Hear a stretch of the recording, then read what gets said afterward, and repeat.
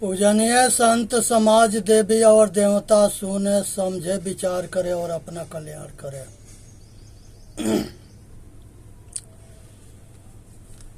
नमो नमो गुरुदेव जो साधु स्वरूपी देव, आदि अंत गुण काल के जाननिहारो भेव। साहे बंदगी साहे बंदगी साहे बंदगी।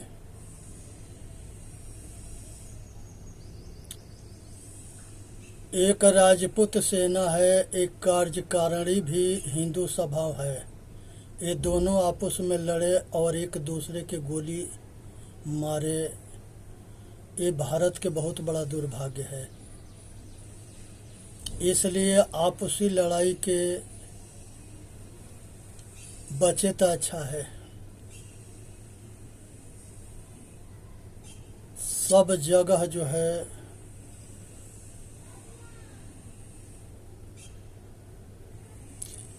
हिंदू के हार हो रही है, विपक्षी की जीत हो रही है।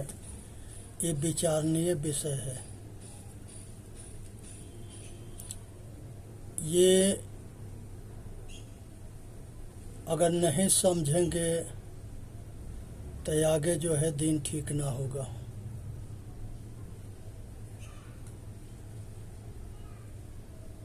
हिंदू मुसलमान सिख ईसाई के लड़ाने वाले जो विपक्षी है, उस भेड़ियन के पहचानने की ज़रूरत है, उसे बचने की ज़रूरत है। आपस में मिलकर एक मुट्ठी बन के रहने से हिंदुस्तान के भला है, कल्याण है।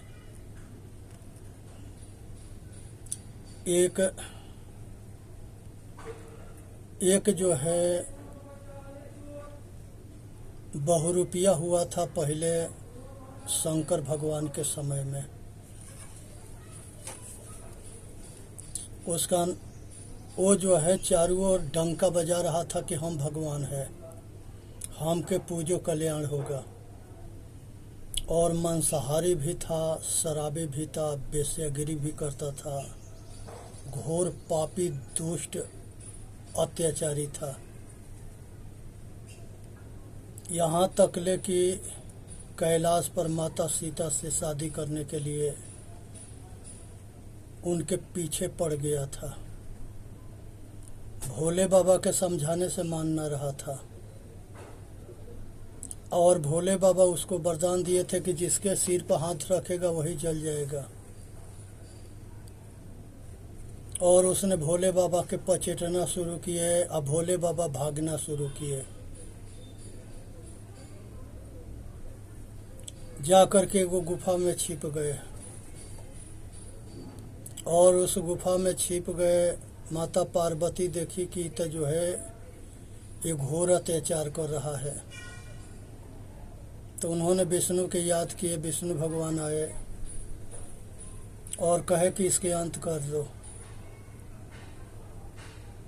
माता सती कही। विष्णु भगवान पार्वती के सती के रूप धारण करके पार्वती के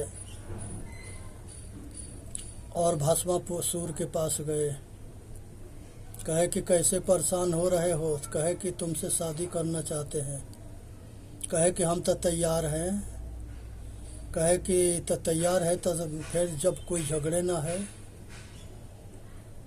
उन्होंने कहे कि देखो, सब भोले बाबा हमके गणथैया के नाच नाच के दिखाते थे। ऐसा हम जैसे करते जाएंगे वैसे तुम भी करो। पहले बात में उसको मूर्ख बनाए और फिर नाचने में कला कौशल ऐसे दिखाए कि वो जो है पूरा मूर्ख हो गया, बेभान हो गया, होश खो दिया। नाचने लगा, जैसे जैसे हाथ रखते गए वैसे वो भी रखता गया। ये लास्ट में सिर पर हाथ रखे, वो भी सिर पर हाथ लगा, रखा, जल के मर गया। गुफा में शंकर भगवान थे। विष्णु भगवान कहे कि वो उसको मार डाले हैं, अब बाहर निकलो। जब ये बाहर निकले तो उनके देख करके इनके बीज खलित होता है और वही बीज अंजनी के कान से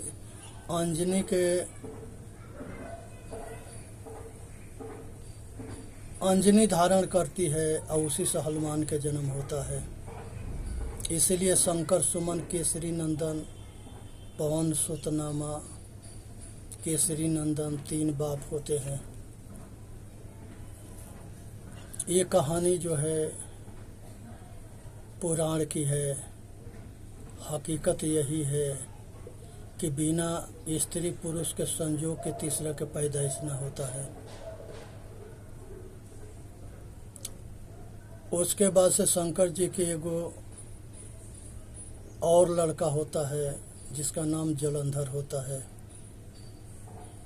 वो भी अपने आप के कहता है कि हम ही भगवान है, हमारा पूजा करो। अपने राज्य में सबके जो है अपना पूजा करवाता है और चारों ओर हाहाकार मचा देता है, घोर अत्याचार करता है, घोर पाप करता है। दुनिया जो है बड़ा दुखी होता है। सब भोले बाबा के लगे आए, कहे कि भोले बाबा तुमने तो इसको वरदान दे करके, ये वही जलंधर है कि जब पैदा हुआ था तो इसके नामकरण करने के लिए ब्रह्मा गए। ये ब्रह्मा जी के दाढ़ी पकड़ के ऐसा खींच दिया, उनके दाढ़ी उखाड़ लिया। ब्रह्मा बैठ के रोने लगा। भोले बाबा आए, कहे कि क्या हुआ?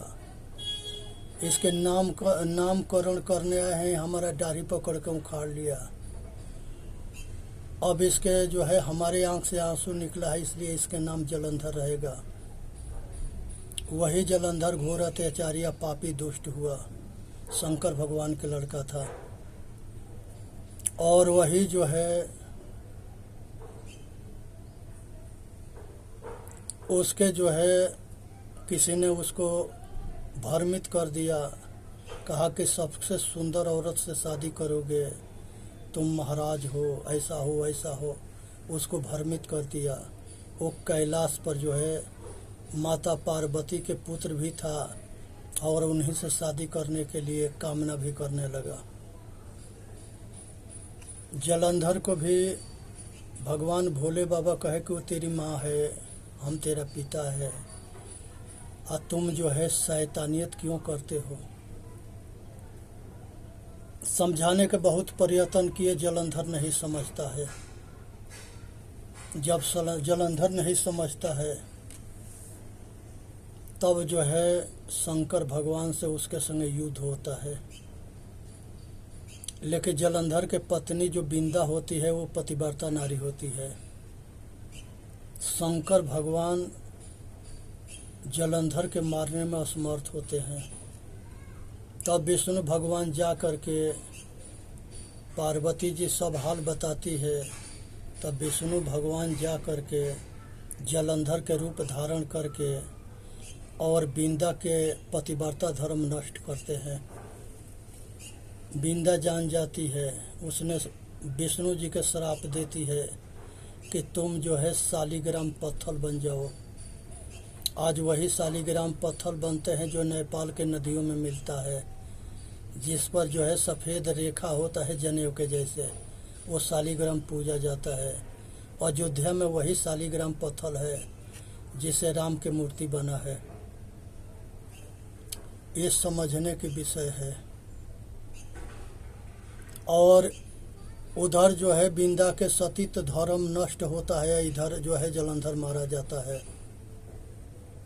ऐसा ही ताड़कासुर होता है। ताड़कासुर जो है बड़ी बलशाली होता है, शक्तिशाली होता है। इसने भी घोर अत्याचार करता है। ये भी कहता है कि हम दुनिया के मालिक है, परमात्मा है, भगवान है, खुदा है, गॉड है, हमारा पूजा करो।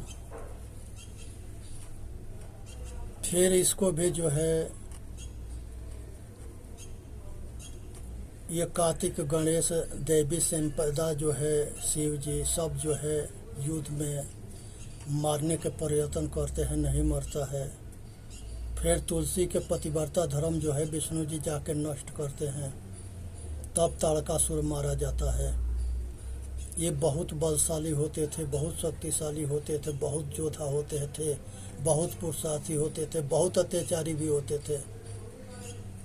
ये अपने आगे किसी को लगाते ना थे। जो इसको कुछ अच्छा बात बताना चाहता था वो इसके दुश्मन हो जाता था। इसलिए ये सबसे बचने की ज़रूरत है। इसी में मानव जाति के हित है। तो ये तो जो है भस्मासुर हुआ, जलंधर हुआ, ताड़का हुआ। तीसरा राजा होता है हिरण्याक्ष। वो भी ऐसा अत्याचार घोर पाप करता है कि तांडव कर देता है। उसने तो ये पृथ्वी के उठा के चुरा के लेके जाता है, पाताल लोक में टट्टी में छिपा देता है। देवी भागवत में इसके कहानी ऐसा मिलता है कि हिरण्याक्ष जो है पृथ्वी के उठा के ले जा कर के पाताल लोक में छिपा देता है। चारों ओर हाहाकार मचता है।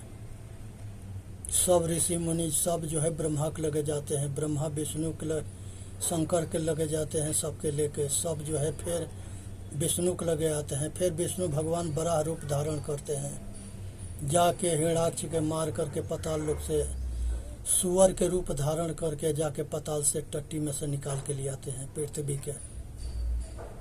जिस समय पंडित कथा सुना रहा था उसे हमने पूछा था बनारस में सन 80 में कि पंडित जी आपके ये जो कहानी है हमके समझ में न आया। जब सब चले गए तब पूछे थे। कहा कि क्या कहना चाहते हो? कहे कि ये कहना चाहते हैं कि जिस समय हिरण्याक्ष पृथ्वी को उठा रहा था वो कहाँ खड़ा था और किसके टट्टी था जिसमें ये पृथ्वी को पाताल लोक में वो छिपा दिया, तो वो टट्टी कहाँ पड़ा था जहाँ ये पृथ्वी के ले जाके छिपाया था, वो किस जगह था? उसने कहा कि किताब में लिखा है, हमने आज तक ले सुनाते हुए करोड़पति हैं, हमको पता ना है कि वो कहाँ था, ये कहाँ था, कहाँ वो खड़ा होकर उठाया था। बस लिखा है, हम पढ़ते हैं, लोग सुनते हैं। पहला व्यक्ति हो कि हम बूढ़े हो गए हैं, हमको आज तक ले किसी ने इस पर शक न किया था और तुम प्रश्न पूछ रहे हो। तुम नास्तिक हो। हम कहे कि बिल्कुल नास्तिक है, क्योंकि हम जानते हैं तब मानते हैं। और आपके जो है पाखंड को जो पाखंडी जो कुछ मुर्दा के झूठ साँच जो सुना देते हो दुनिया मान लेता है। तो या ज्ञानियों के नगर में धूर्त जो है भूखे ना मरता है, वो तो करोड़पति बनेगा, तुम्हारा धंधा चलाएगा। आज यही कारण है कि चल रहे हो। पंडित हमारे ऊपर गुस्सा हो गया। हम कहे कि गुस्सा हो के क्या करोगे, बाल टेढ़ा करोगे, तुम्हारे बस के नहीं है, और ना तुम्हारे श्राप से हम डरने वाले हैं कि तू हमारा बाल टेढ़ा कर देगा। इसलिए सावधान रहनी है, बचना है पाखंडियों से। इनके अपना धंधा प्यारा है। इसी के भाई हिरण्यकश्यपु होता है, वो घोर अत्याचारी पापी होता है। उसके संजोग बस एक लड़का होता है प्रहलाद, वो विष्णु जी के भक्त हो जाता है। विष्णु और हिरण्याक्ष हिरण्यकश्यपु सब जो है एक के भाई होते हैं। कश्यप ऋषि के लड़के होते हैं। हिरण्याक्ष और हिरण्यकश्यपु दिति के लड़के होते हैं। इंद्र विष्णु सब देवता ये जो है आदिति के लड़के होते हैं। पिता दोनों के एक होते हैं कश्यप ऋषि। यहीं पर जो है विश्व का संस्कारी कुल पैदा हुए, यहीं पर संस्कारी पैदा हुए, यही जो देवता हुए, यही जो राक्षस हुए, सब कुल इसी में से निकले। उसके बाद से जो है उसने बेही घोर अत्याचार किया, पाप किया दुनिया के। वो भी उसी कहता था कि हमारा पूजा करो, हम भगवान है। दुनिया उसी के पूजा कर रहा था। जिसके जो उसके राज्य में रहता था, जो उसके शक्ति के आगे डरता था, सब जो है उसके पूजा करते थे। लेकिन उसी का लड़का उसके काबू में ना था। यहाँ पर कहानी मिलता है कि प्रहलाद के बहुत दुख दिया। लास्ट में उसको जो है होलिका के वरदान था कि ये आग में जलेगी नहीं, तो बहुत आग लगाया गया और उसी में प्रहलाद के होलिका के बैठाया गया। होलिका जल गई, प्रहलाद बच गया। उसके बाद खाम्हा में बांध करके मारना शुरू किया। कहा कि अब देखते हैं तेरे के कौन बचाता है। एक नरसिंह निकले। नरसिंह, नर मने मनुष्य, सिंह के मतलब बलशाली। एक ऐसा योद्धा बलशाली निकला जो हिरण्यकश्यपु के वरदान ब्रह्मा के होने के बाद सब वरदान के प्रलय करके और उसको मार डाला। उसके वरदान था कि न दिन में मरेगा, न रात में मरेगा, न अस्त्र से मरेगा, न शस्त्र से मरेगा, न मानव से मरेगा, न दानव से मरेगा। बहुत तरह के वरदान था। सब जो है वरदान देखते रह गया और मारा गया। इसी तरह से सहस्त्र अर्जुन हुआ। उसने भी बड़ा घोर पापी हुआ, दुष्ट शैतान हुआ। उसने जो है जमदग्नि ऋषि के आश्रम पर भूल भटक के चला गया। जमदग्नि ऋषि के पत्नी जो है क्षत्रिय वंश से राजकुमारी थी रेणुका। उस सहस्त्र अर्जुन के खाने के, पीने के, रहने के, सब कुछ का बहुत अच्छा प्रबंध कर दी। और पूछा कि ये सब प्रबंध कैसे हुआ, तो बता दी कि कामधेनु माता के देन है, उसके आशीर्वाद हमारे ऊपर है, सब कुछ होता है। उसने कामधेनु के माना, कामधेनु के देख के वो लोभित हो गया, उसके लोभ जग गया, कामधेनु मांगने लगा। माँ जमदग्नि ऋषि माने किए। दोनों के सेना में युद्ध होता है। लास्ट में भार्गव लड़ते थे, बहुत भार्गव मारे गए, बहुत सेना मारे गए। लास्ट में कामधेनु के बांध के लेके चला गया। उसी समय जमदग्नि ऋषि के पुत्र जो है परशुराम आते हैं। इन्होंने जा करके उसके 5 गो पुत्र थे, 5 के मार करके और गाय के लेके चले आते हैं। उसके बाद से दोनों के, भार्गव के, ऋषियों के और उधर सहस्त्र अर्जुन के, दोनों के युद्ध छिड़ जाता है। और वो युद्ध इतने विकराल रूप धारण करता है कि वहाँ पर जो है सब जो है दुनिया के क्षत्रिय राजा एक तरफ हो गए। आज सब जो है ऋषि मुनि संत भार्गव एक तरफ हो गए। बहुत घनघोर युद्ध हुआ और उसमें जो है सहस्त्र अर्जुन सब कुलवा के समेत मारा गया। अधर्म कितनों बलशाली होगा, उसको हारना है। हमेशा सत्य धर्म न्याय के जीत होता है। तो ये ऋषि समाज जो है धर्म के लिए लड़ता रहा, देवी देवता धर्म के लिए लड़ता रहा। जो नहीं मानते थे लास्ट में उसको मारते थे। ये जितने घोर अत्याचारी दुष्ट शैतान थे ये सब मारते आए हैं। उसके बाद से जो है भगवान राम जो है वन में जाते हैं। उन्होंने हड्डी के ढेर देखे। यहाँ गांव में पेटारे के पुंज होता है, ऐसे पुंज देखे, ढेर देखे। पूछे ऋषियों से कि ये सब क्या है।